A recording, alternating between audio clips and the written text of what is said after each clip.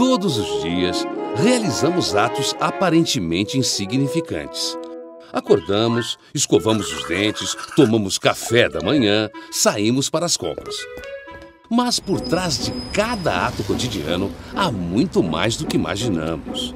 Uma ação simples como comprar 1 quilo de carne envolve uma série de atividades econômicas. É a cadeia produtiva.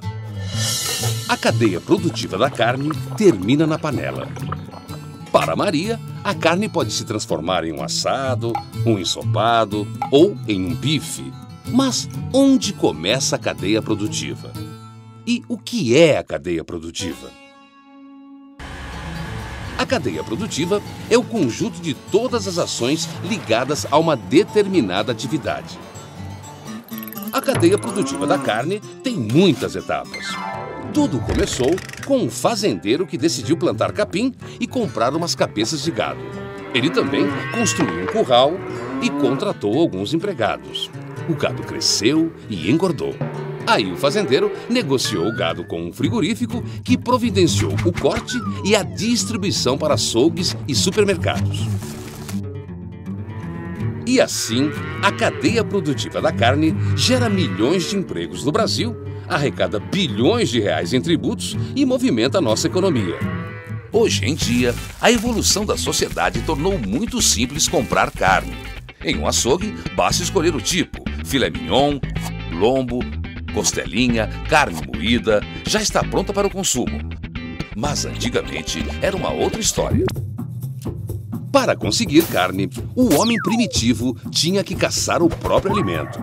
Ou, se desse muita sorte, encontrar um animal já morto.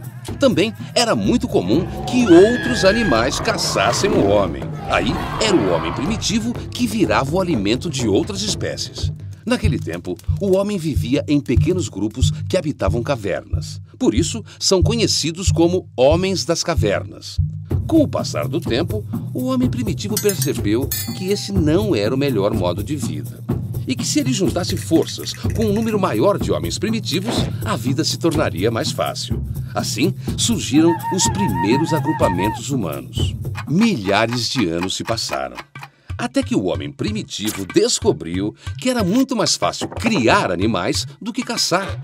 Grandes grupos de homens e de animais domesticados deslocavam-se em busca de melhores pastagens. Eram os nômades, que existem até hoje nos desertos da África e da Ásia. Nessa época, a forma de troca comercial mais comum era o escambo. As pessoas trocavam mercadorias entre si. Um homem tinha um boi, o outro 10 sacas de trigo. Eles trocavam as mercadorias. Mas nem sempre era fácil determinar o valor de cada produto.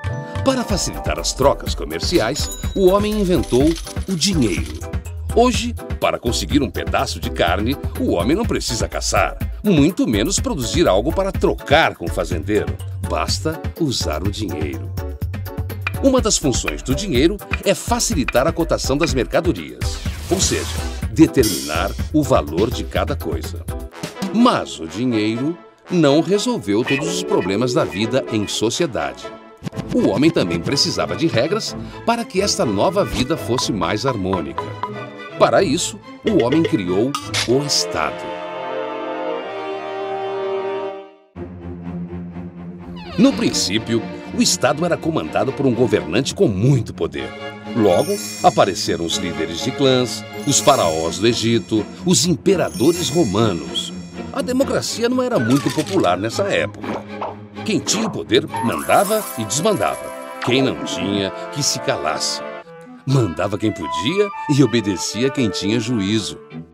Quando parecia que a coisa ia melhorar, ela piorou de vez. Roma dominara grande parte do mundo conhecido.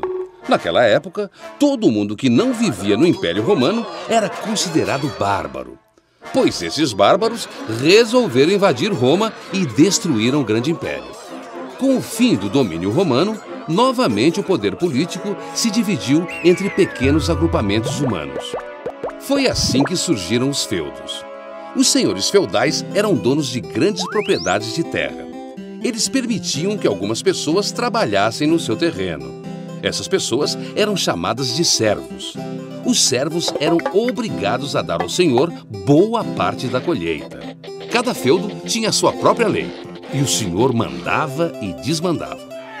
Insatisfeitos, os habitantes de uma pequena parte da Europa resolveram se unir em torno de um governo centralizado novamente. Eles batizaram o lugar de Portugal. E foi assim que surgiu o primeiro Estado Nacional moderno. O papel do Estado é organizar a vida em sociedade. Isso significa administrar tudo que é público, criar as leis e fazer com que elas sejam cumpridas, construir a infraestrutura necessária, garantir a coleta de lixo, criar hospitais e manter escolas. Tudo isso custa dinheiro. Dinheiro que o Estado consegue através dos tributos cobrados dos cidadãos.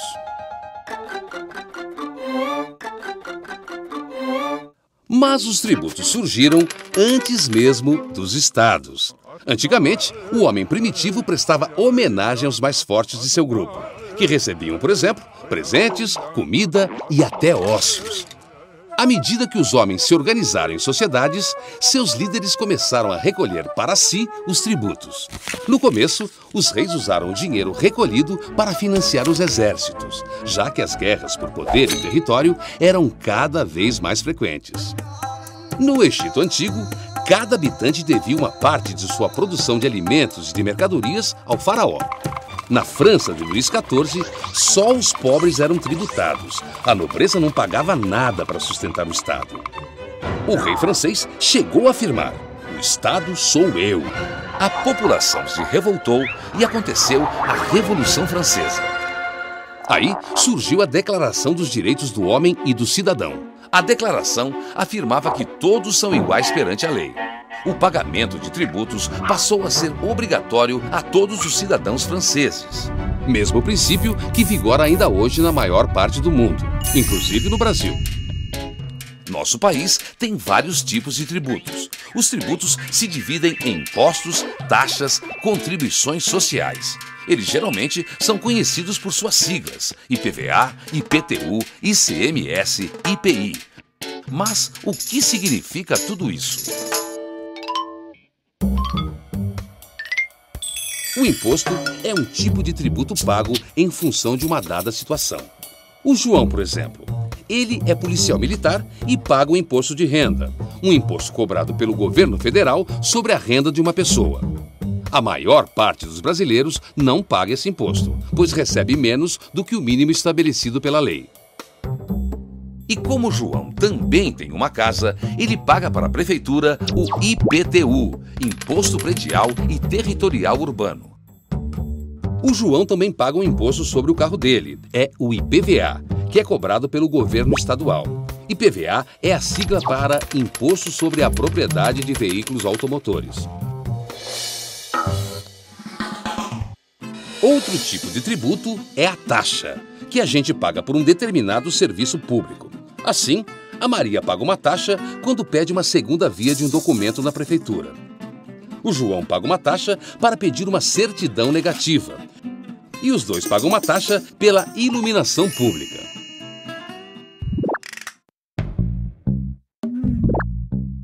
Outro tipo de tributo é a contribuição social, que foi criada para ajudar a financiar programas na área social. As empresas pagam, por exemplo, a CSLL, Contribuição Social sobre Lucro Líquido. Esse tributo foi criado para apoiar a Seguridade Social, ou seja, a saúde, a previdência e a assistência social. As empresas e as indústrias também pagam outros impostos. O João quer comprar um carro novo. A indústria que fabricou o carro já recolheu o IPI, que é cobrado de todo produto industrializado. Assim como o fabricante dos bancos, do motor, das autopeças.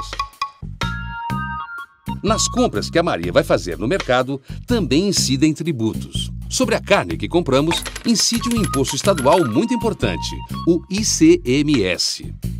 O imposto sobre a circulação de mercadorias e serviços incide sobre todo o produto que compramos em supermercados, lojas e farmácias, por exemplo. O ICMS, assim como o IPI, são exemplos de impostos indiretos, ou seja, o imposto está embutido no preço do produto. Ao comprar 1 quilo de carne ou um carro novo, o consumidor paga o tributo ao empresário, que por sua vez repassa ao Estado. Mas o empresário só é obrigado a recolher os impostos indiretos quando emite a nota fiscal. Por isso, é tão importante exigir esse documento. Mas por que esse pequeno pedaço de papel é tão necessário? A nota fiscal parece realmente só um insignificante pequeno pedaço de papel, mas ela é muito mais do que isso. A nota fiscal significa mais dinheiro para o governo investir em benefício da sociedade. Sem a nota fiscal, o empresário paga menos imposto, o governo arrecada menos e tem menos dinheiro para investir em educação, cultura, saúde ou saneamento básico. Afinal, os tributos foram criados para financiar as facilidades e os serviços da vida em sociedade. O IPTU, aquele imposto que o João pagou para a prefeitura sobre o valor da casa dele, financia a coleta de lixo, postos de saúde e asfaltamento de ruas. O IPVA, que o João pagou para o governo estadual sobre o valor do carro dele, financia a segurança pública, as escolas e a manutenção de estradas. E o imposto de renda que o João paga sobre o salário dele é utilizado pelo governo federal para construir estradas, fornecer energia e financiar programas sociais. Através do pagamento dos tributos, todos nós dividimos o custo da vida em sociedade. Quem ganha mais, paga mais. Quem ganha menos, paga menos. O Brasil hoje é uma democracia. Significa que temos eleições livres e diretas. Escolhemos os nossos dirigentes. O povo pode mostrar sua insatisfação e protestar livremente. E o governo precisa dar explicações à sociedade. Em uma democracia, todos têm direitos e deveres, inclusive o Estado. O povo tem direito à educação, à saúde e à segurança. O Estado tem o dever de fornecer os serviços básicos à população com parte do dinheiro que pagamos de impostos. Cabe ao Estado brasileiro gerenciar os tributos pagos todos os anos pelo cidadão. Mas nem sempre foi assim. Antigamente, os governantes faziam com o dinheiro público o que bem entendiam. Assim, surgiram as obras faraônicas, que receberam este nome por causa das extravagâncias cometidas pelos faraós. Eles construíram enormes monumentos em homenagem a si mesmos. Por muito tempo foi desse jeito. Daí surgiram as pirâmides no Egito, o Coliseu em Roma, o Palácio de Versalhes na França, o Taj Mahal na Índia. Durante a construção do Taj Mahal, o imperador Shah Jahan gastou uma fortuna para construir um mausoléu para sua esposa favorita. Usou muito ouro, pedras preciosas, mármore branco e 22 mil homens para erguer o Taj Mahal. Diz a lenda que decepou a mão dos artesãos para que eles não pudessem construir réplicas do mausoléu. Durante séculos e séculos, a justiça social e a democracia não foram respeitadas. As obras públicas geralmente beneficiavam os poucos. A Revolução Francesa, em 1789, foi um marco nessa história. Ela consagrou a soberania popular e a separação de poderes em executivo, legislativo e judiciário. A partir daí, coube ao legislativo, ou seja, aos representantes eleitos pelo povo, definir quanto e onde gastar e de quem e quanto cobrar de impostos, dando origem ao orçamento público. A divisão do Estado em 3 poderes é um modelo adotado pela maior parte dos países do mundo, inclusive o Brasil.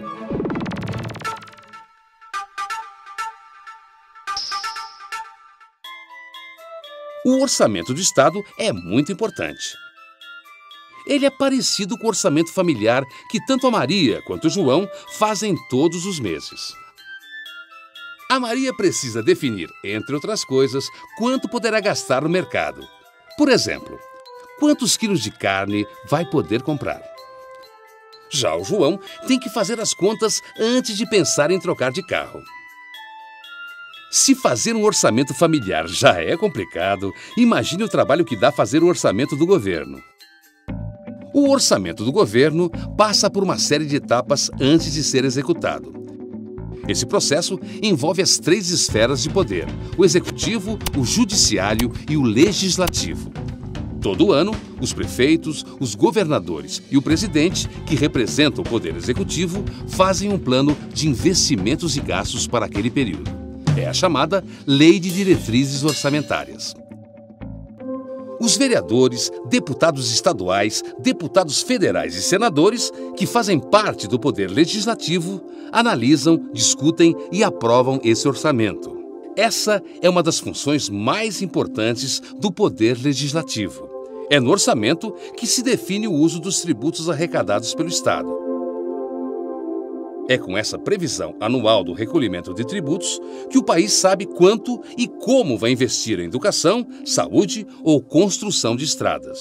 Durante o ano, os prefeitos, os governadores e o presidente executam o que foi previsto no orçamento. Cabe ao Poder Judiciário fiscalizar a aplicação do orçamento e punir quem tenha feito algo de errado. O governo tem que prestar contas a todos os cidadãos, que, por sua vez, têm o dever de cobrar e acompanhar os gastos do governo. Afinal de contas, os políticos que fazem e aprovam o orçamento são eleitos por nós. Por isso, o voto é tão importante, porque é através dele que o João, a Maria e milhões de brasileiros escolhem quem serão os seus representantes.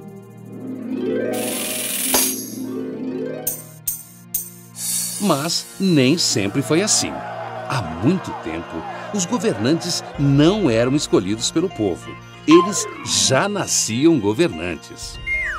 Governavam os filhos dos faraós, os filhos dos imperadores e dos reis. Às vezes, alguns eram assassinados e o poder passava para outras mãos, mas sem a escolha popular. Com o passar do tempo, as sociedades evoluíram e surgiram as eleições. A história das eleições no Brasil começou há muito tempo, durante a nossa colonização. Era uma tradição portuguesa. Sempre que se fundava uma vila, a primeira coisa a se fazer era votar nos governantes locais. Mas nessa época, os mandatários do rei não eram escolhidos pelo voto direto, ou seja, era o próprio rei quem indicava os governantes. Mas o povo brasileiro não se acomodou, lutou por seus direitos e as eleições passaram a ser diretas. Assim, todos nós alcançamos o pleno direito à cidadania, ou seja, a possibilidade de influir nas decisões políticas do país. Mas, junto com os direitos, vieram os deveres. Porque cidadania não é só fiscalizar e cobrar do governo. Significa também cumprir deveres básicos para uma vida em sociedade. Separar o lixo para a coleta seletiva, não desperdiçar água nem luz, exigir a nota fiscal, não estacionar em local proibido, não comprar produtos pirateados. Atitudes como essa podem melhorar a oferta e a qualidade dos serviços públicos, além de garantir recursos para o orçamento. A corrupção, o desvio de dinheiro público, a sonegação fiscal estão presentes em nossa sociedade e precisam ter fim. Mas é importante que todos tenham uma conduta de cidadão. Todo mundo pode fazer sua parte, inclusive você, o João, a Maria. O João, por exemplo, não deve jogar lixo na rua. O lixo pode entupir bocas de lobo, causar inundações e prejuízos à sociedade. Há outras formas de ajudar. Economizar água é uma delas. A economia de energia também é importante. Todos nós podemos contribuir um pouco. Por isso, atrás de cada ato insignificante que realizamos, há muito mais do que imaginamos. Por exemplo, a carne que a Maria preparou fez a cadeia produtiva girar, criou empregos, gerou tributos. E os tributos que a Maria pagou ao comprar a carne financiam o Estado, que usa o dinheiro arrecadado para oferecer serviços públicos a Maria, ao João e a todos os brasileiros, que também compram carne, carros e outros produtos que movimentam a economia, que geram empregos e que financiam os serviços públicos, em um ciclo contínuo e sem fim. Educação fiscal, uma questão de cidadania.